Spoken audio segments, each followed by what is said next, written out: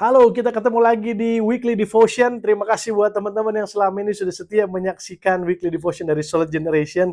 Nah, kalau belum sempat nonton, boleh buka YouTube-nya Solid Generation ya. Ada playlist khusus buat Weekly Devotion. Dan saya yakin ini akan memberkati kalian.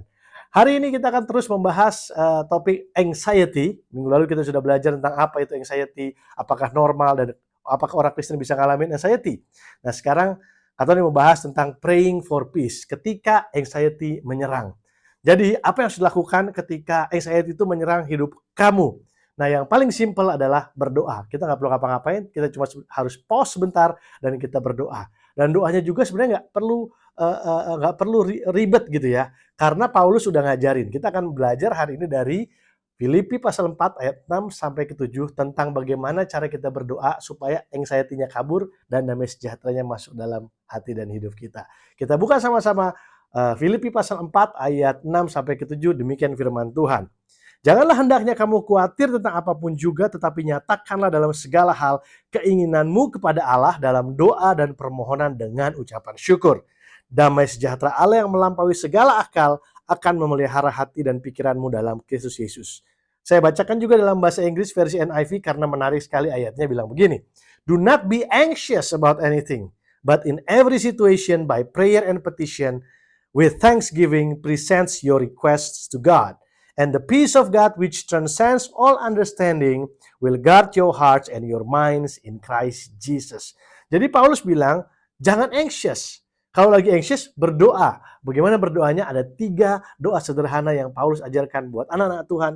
Kalau kita mau mengalahkan anxiety kita dengan damai sejahtera Allah. Yang pertama adalah doa yang jujur. Sekali lagi, doa yang jujur. Bahasa Inggrisnya bilang tadi apa? In every situations. Kita boleh datang sama Tuhan, bawa permohonan kita in every situations. Gini ya, banyak anak-anak Tuhan yang punya konsepnya begini. Cuma boleh datang sama Tuhan kalau hati kita lagi baik, hati kita lagi benar, hidup kita lagi benar. Kalau lagi hati kita lagi nggak benar, kita nggak boleh datang kepada Tuhan. Itu adalah konsep yang keliru. Kenapa? Karena kita boleh datang sama Tuhan dalam segala situasi. Kita boleh datang kepada Tuhan apa adanya kita.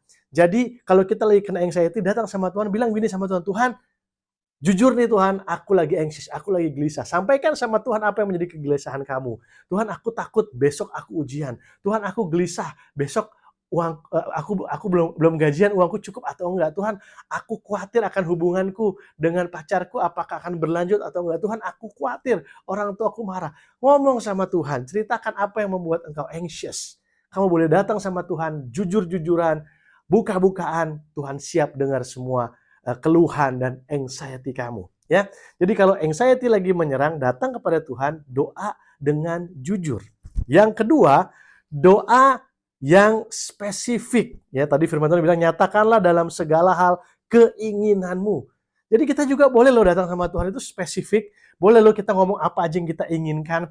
Jadi Tuhan itu bukan hanya mau dengar hal-hal yang kelihatannya penting buat Tuhan, tapi juga yang penting buat kita. Nggak ada yang terlalu konyol, nggak ada yang terlalu small, nggak ada yang terlalu remeh-temeh di hadapan Tuhan. Semuanya Tuhan mau dengar. Sampaikan apa yang menjadi keinginanmu. Tadi yang pertama harus jujur, yang kedua harus spesifik ya.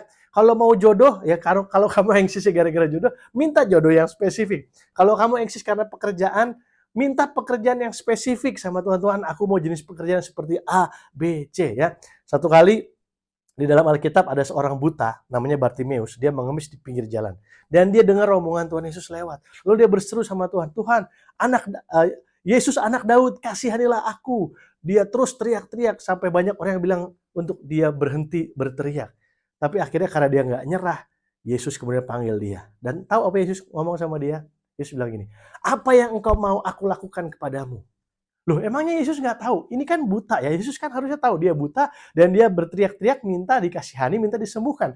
Tapi toh Yesus tetap ngomong dan bertanya kepada Bartimeus, apa yang engkau mau aku lakukan kepadamu? Dan hari ini dia juga bertanya sama saudara, what do you want me to do for you? Apa yang engkau mau aku lakukan kepadamu? Jadi kalau lagi anxious, kalau lagi khawatir, kalau lagi gelisah, kalau lagi takut, doa yang spesifik. Tuhan, aku mau supaya malam ini aku bisa tidur karena sudah berhari-hari atau berminggu-minggu aku tidak bisa tidur. Tuhan, aku mau hari ini supaya kekhawatiranku ini hilang karena aku percaya Engkau baik. Ya, jadi be spesifik sama Tuhan. Ya. Yang ketiga, yang terakhir, yang Paulus ajarkan adalah kalau lagi anxiety, berdoalah dengan disertai ucapan syukur. Jadi kita harus punya doa yang disertai dengan ucapan syukur. Mungkin kita belum terima jawabannya, tapi tadi dibilang bahwa kalau kita berdoa, present your request to God with thanksgiving, dengan ucapan syukur. Kita berterima kasih kepada Tuhan akan kebaikannya. Kita berterima kasih kepada Tuhan akan karya dalam hidup kita. Quote-nya Kak Dendi masih ingat? Itu berbekas banget buat saya. Dia bilang begini, bersyukurlah atas apa yang kita punya, berdamailah dengan apa yang kita tidak punya. Tahukah teman-teman bahwa dalam hidup ini nggak selalu semuanya jelek, bukan? Dan nggak selalu semuanya baik. Untuk hal-hal yang baik, kita syukuri. Untuk hal yang buruk, kita berdamai dengannya. Kalau kalian lagi anxious, kalau kalian lagi takut, kalau kalian lagi gelisah, itu kan cuman karena satu atau dua aspek dalam hidup kalian. Betul? Nggak mungkin semua aspek kehidupan kalian membuat kalian anxious. Kalau itu yang terjadi, mungkin you need to see professional. Jadi jangan cuma fokus sama hal-hal yang bikin kita anxious, tapi juga bisa mengucap syukur atas hal-hal yang Tuhan sudah sediakan bagi kita. Misalnya, kalian anxious karena mungkin tabungan udah mulai menipis, ya, duitnya berkurang. Tapi hidup kan bukan hanya tentang uang. You still have your family. You still have people who love you and whom you love. Bersyukurlah untuk orang-orang yang kamu kasih dan mengasihi kamu. Kamu masih punya circle, kamu masih bisa makan misalnya. Kamu masih punya rumah. Selalu akan ada hal yang bisa disyukuri. Jadi kalau kita lagi anxious, jangan cuma doa jujur, jangan cuma doa spesifik, tapi juga harus doa dengan ucapan syukur. Tuhan, terima kasih, aku anxious karena pekerjaanku, tapi aku bersyukur karena aku masih punya teman-teman, aku masih punya keluarga.